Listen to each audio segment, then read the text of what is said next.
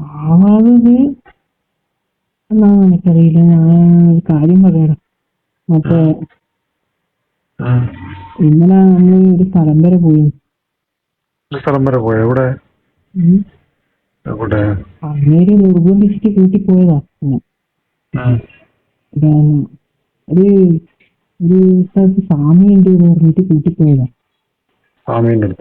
അങ്ങനെ ചങ്ങായിയേറ്റവും ഫ്രണ്ടായിട്ടും പറഞ്ഞതാണ്. സ്വാമിയുണ്ട്, അവിടെ പോയാല് കുട്ടികളാവുന്ന പറഞ്ഞു.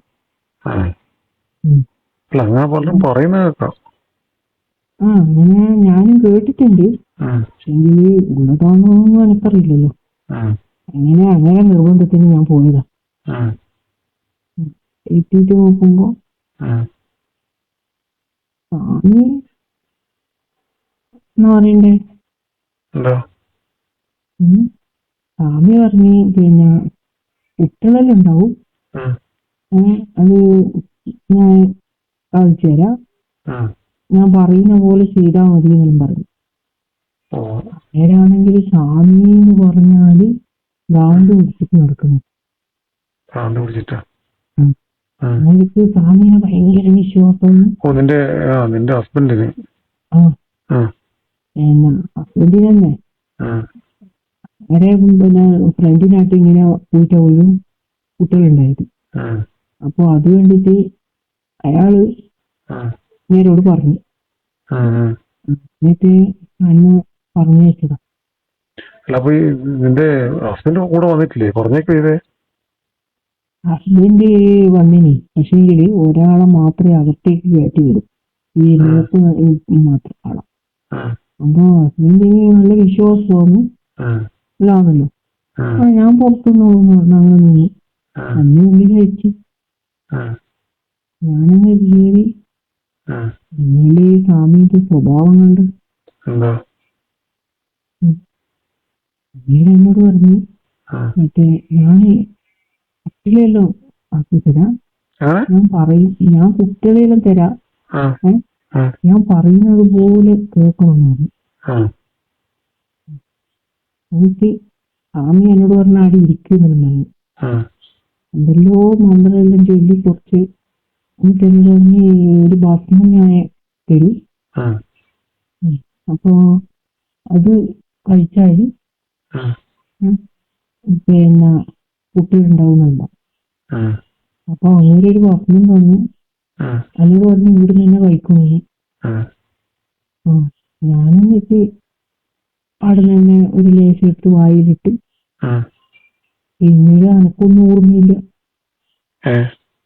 പിന്നീട് തന്നെ എനിക്കിങ്ങനെ ഒരു എന്തെല്ലോ ഒരു അബോധാവസ്ഥയിലുള്ളത്. പക്ഷേ കുറച്ച് ഓർമ്മയുണ്ട്, ഇങ്ങനെ ഇതുണ്ട് മയക്കത്തിൽ പോലെ. എന്റെ എന്തെല്ലോ ചെയ്തു.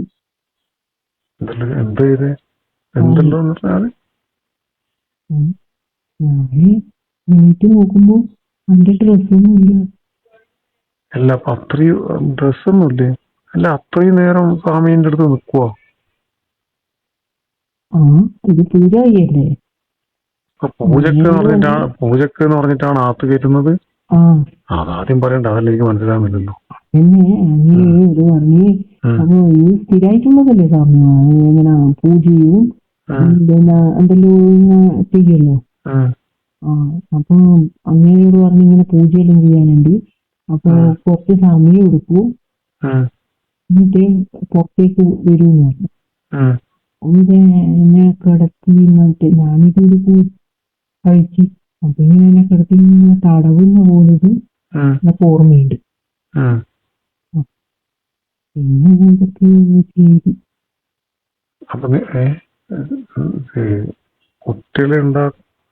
കുട്ടികളെ തരാന്ന് പറഞ്ഞാൽ ഇങ്ങനെയാന്ന്, അല്ലാണ്ട് ഇങ്ങനെയാന്നാ ഈ കുട്ടികളായി എന്ന് പറയുന്ന എല്ലാരും.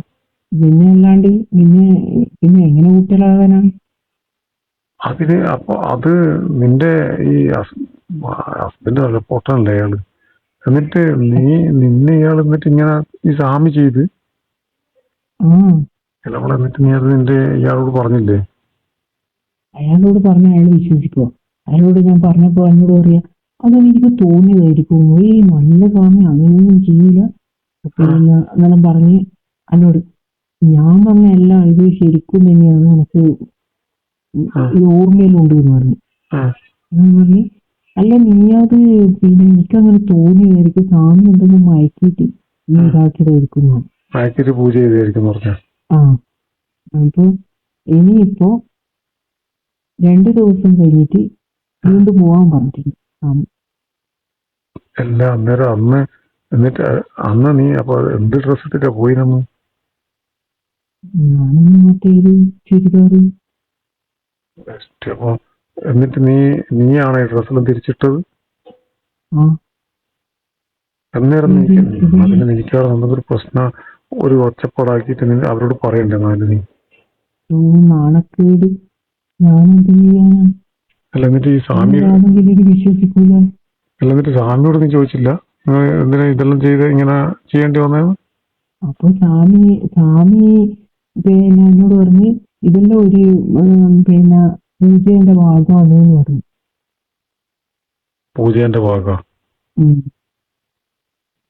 അല്ല ഇതെല്ലാം അപ്പൊ ഇയാളെ ഇത് സ്വാമിക്ക് ഭയങ്കര പേര് പറയുന്നത്. അപ്പൊ ഇങ്ങനെയാണ് ഇതിന് നീ അന്നേരം അപ്പൊ എന്നും പോണോ അടുത്ത്? 2 ദിവസം കഴിഞ്ഞിട്ട് വീണ്ടും പോണെന്ന് പറഞ്ഞു. നിങ്ങൾ പോകുന്നില്ല. അല്ല നിങ്ങൾ ചെല്ലുമ്പോ അവിടെ വേറെ ആളുണ്ട്? അപ്പൊ ഇപ്പൊ ഒരാള് പോയിട്ടേ ഉള്ളൂ എന്ന് പറഞ്ഞു. നിങ്ങൾ ചെല്ലുമ്പോ ആരും അവിടെ ഇല്ല? നിങ്ങളെന്ത് മണ്ടന്മാരോടു. സ്വാമി അങ്ങനെ നോക്കൂ. അപ്പൊ ഈ സ്വാമിക്ക് കയ്യണ്ടേ അത് കൊറേ ആളെ കൊണ്ടുവന്നാല്. അല്ല അപ്പൊ സ്വാമി എന്ന് പറഞ്ഞ സ്വാമീന്റെ ആവശ്യം നടത്തൂലേ? അതെ സ്വാമിക്ക് ആവശ്യം നടത്താൻ 1-2 ആളെ പോരെ. അപ്പൊ സ്വാമി ഉണ്ടാക്കി കൊടുക്കലാണ് പിള്ളേരല്ലേ? അധികം എന്താ പറയണ്ടേ, എനിക്ക് അറിയണ്ടേ. അപ്പൊ അറിയേണ്ടത് എനിക്ക് അയാൾ നിന്റെ ഹസ്ബൻഡിനെ പറഞ്ഞ് മനസ്സിലായിക്കൂടെ ഇങ്ങനെയാ അങ്ങനെ? ഇനി എനിക്ക് തോന്നിയതൊന്നും ആയിരിക്കില്ലല്ലോ.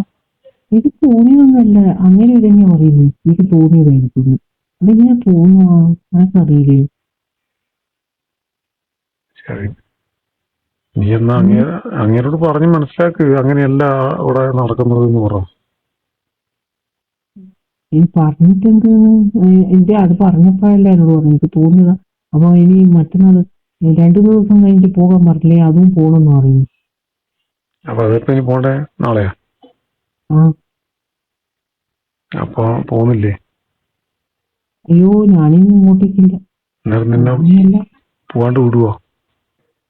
ഇല്ല അങ്ങനെയൊക്കെ നിർബന്ധിച്ചു വിടും.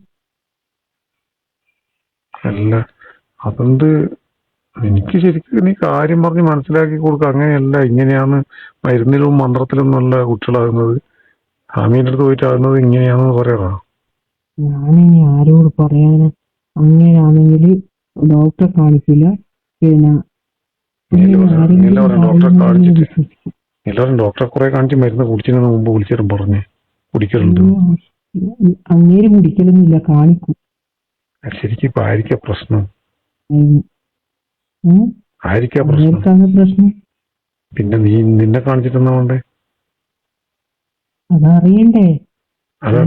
ഞാനും എനിക്ക് ചെറിയ എന്തോ ഉള്ളൂ, അത് ഗുളിക കുടിച്ചാലും മാറും എന്ന് പറഞ്ഞു ഡോക്ടർ.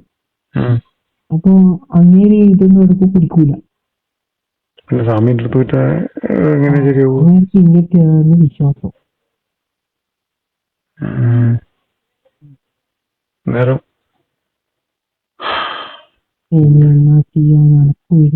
നമ്മളെ നാട്ടിൽ ഇങ്ങനത്തെ കുറെ മണ്ടന്മാരിലുണ്ട്. അങ്ങനെ മണ്ടന്മാരുള്ളതുകൊണ്ടല്ലേ ഇങ്ങനെ സ്വാമികൾ വളർന്നു കഴിഞ്ഞു. അല്ല എന്നിട്ട് അയാൾക്ക് പൈസ കൊടുക്കണോ?